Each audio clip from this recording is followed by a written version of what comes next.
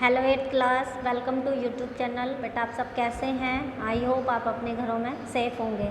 इससे पहले वाली वीडियो में हमने हिंदी ग्रामर का लेसन नंबर 5 किया था। आई होप आपने वो चैप्टर कंप्लीट कर लिया होगा।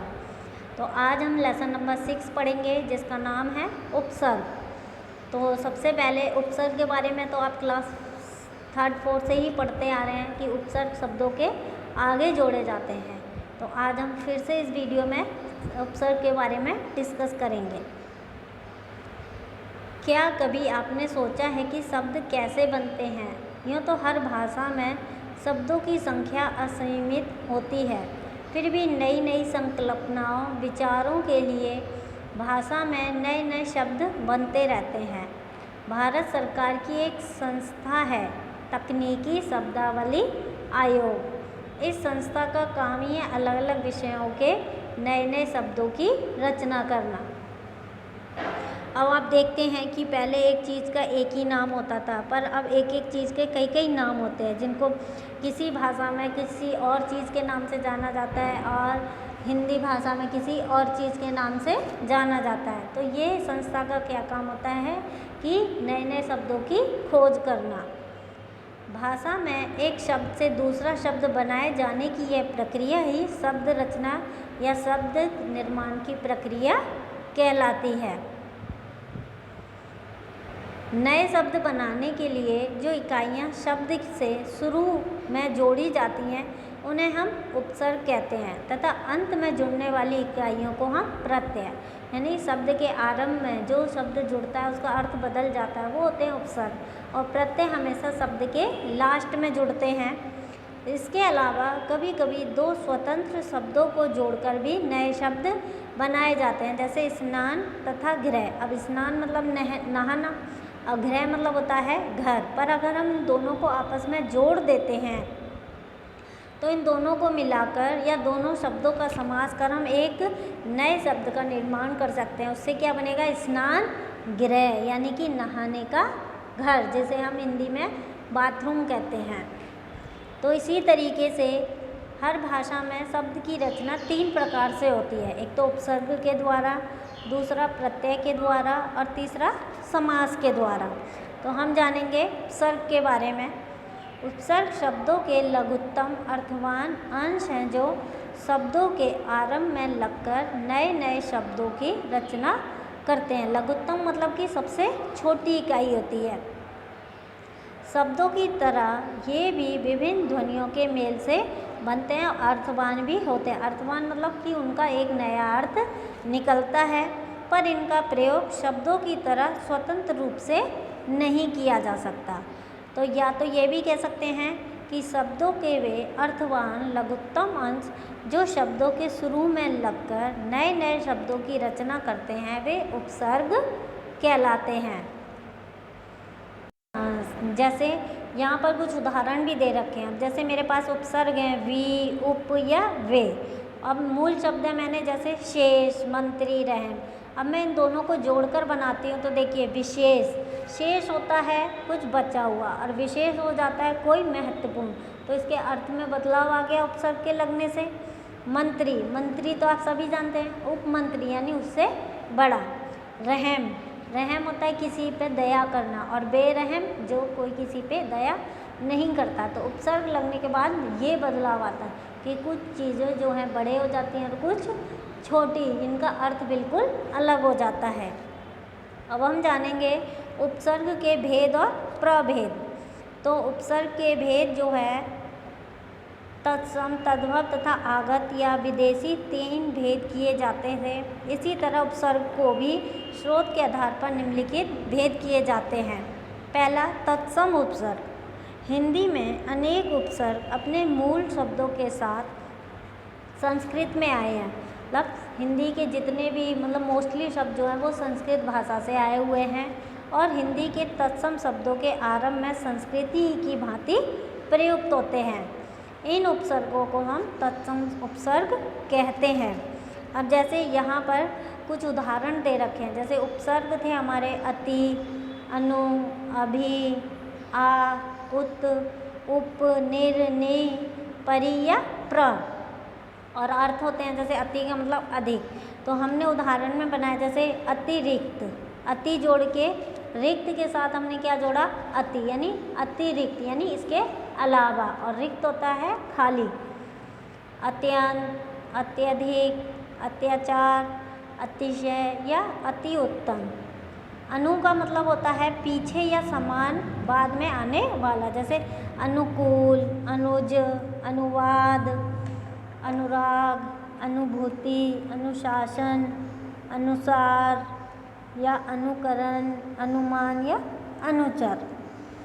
अभी का मतलब होता है सामने या और, जैसे अभिप्राय, अभियुक्त, अभियोग, अभिनय, अभिमान या अभ्यास या अभिलाषा। आ का मतलब होता है तक या समय, आक्रमण, आजीवन, आजन्म, आमरण या आरक्षण। उत का मतलब होता है ऊपर या श्रेष्ठ, जैसे उत्थान, उद्गम, उन्नति, उद्योग, उच्चारण या उल्लंघन। उप का मतलब होता है निकट या छोटा, जैसे उपवन, उपकार, उपस्थित, उपदेश या उपग्रह या उपचार। तो इसी तरीके से यहाँ पर हमें ये उदाहरण दे रखे हैं। जैसे प्र का मतलब होता है अधिक, जैसे प्रयत्न, प्रबल, प्रहार, प्रधान या प्रलय। सेकंड आता है हमारा तद्भव उपसर्ग। अब तद्भव उपसर्ग क्या होते हैं?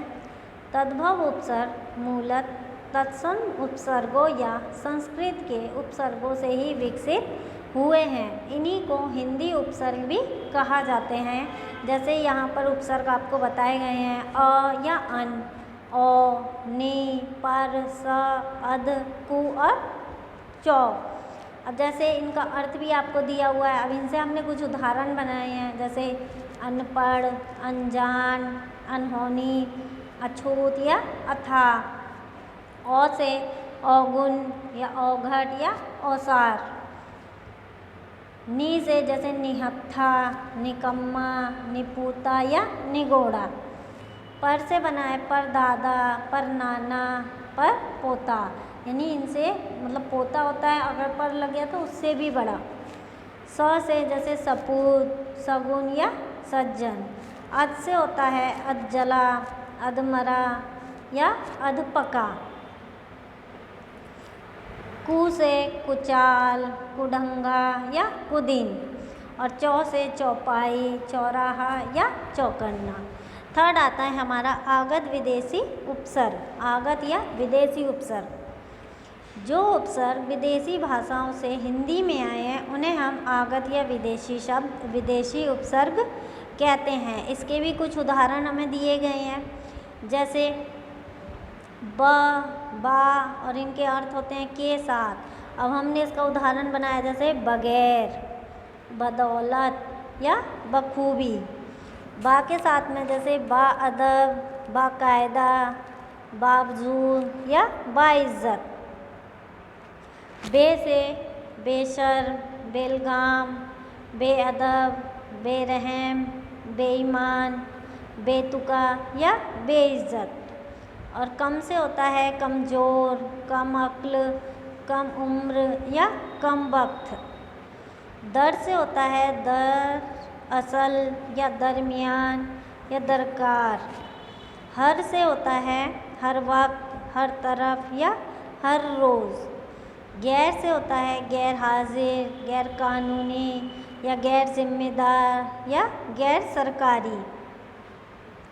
ना से होता है नालायक, नापसंद, नासमझ, नाराज या नाबालिग। ला से लाइलाज, लापरवाह, लावारिस या लापता। चीफ से चीफ मिनिस्टर, चीफ कमिश्नर। और सबसे होता है नीचे, यानी जैसे सब जज या सब कमिश्नर। अब लास्ट आता है हमारा उपसर्गों की तरह प्रयुक्त होने वाले संस्कृत के कुछ शब्दांश। संस्कृत में कुछ शब्दांश समास रचना में प्रयुक्त होते थे, पर हिंदी में आकर ये उपसर्गों की तरह ही उपयुक्त होने लगे हैं। अधिकांश पुस्तकों में इन्हें तत्सम उपसर्गों की सूची में भी दिखाया जाता है, पर ये उपसर्ग नहीं थे। जैसे यहाँ पे कुछ उपसर्ग दे रखे हैं आपको, अ, कु, अधय, अंत, बहिर, स्व, पुनः, चिर, सम या सह। अब जैसे इसके उदाहरण आपको दे रखे हैं, अभाव, किसी चीज़ का अभाव यानी कि निषेध होता है, मतलब किसी चीज़ का कमी होती है। जैसे अभाव, अज्ञान, अधर, अनाथ, अहिंसा या असुंदर। और कु का मतलब होता है बुरा, जैसे कुपुत्र, कुरूप, कुपात या कुकर्म। और अंत का मतलब होता है अंदर, जैसे अंतर्राष्ट्रीय, अंतर्देशीय या अंतर आत्मा। अधय का मतलब होता है नीचे, जैसे अधोगति, अधोपतन या अधोमुख। बहिर का मतलब होता है किसी चीज़ को बाहर निकालना, जैसे बहिष्कार या बहिर्मुखी। स्व का मतलब होता है अपना, जैसे स्वाधीन, स्वदेश, स्वतंत्र या स्वराज। और पुनः का मतलब होता है फिर, जैसे पुनर्जन्म, पुनर्आगमन। तो देखा बेटा, इसी के साथ ये चैप्टर ख़त्म होता है। तो आपने देखा कि उपसर्ग कौन कौन से होते हैं और कौन सी भाषा से उपसर्ग आए हुए हैं। और ये हमें एग्जाम्पल भी दिए गए थे कि उपसर्ग हमेशा आगे जोड़े जाते हैं और प्रत्यय पीछे। तो इसी के साथ ये चैप्टर ख़त्म होता है। आई होप आपको ये चैप्टर समझ आएगा। अब बेटा ज़्यादा से ज़्यादा देखने के लिए वीडियो देखें, जिससे कि आपको चैप्टर अच्छे से समझ आ सके। Thank you.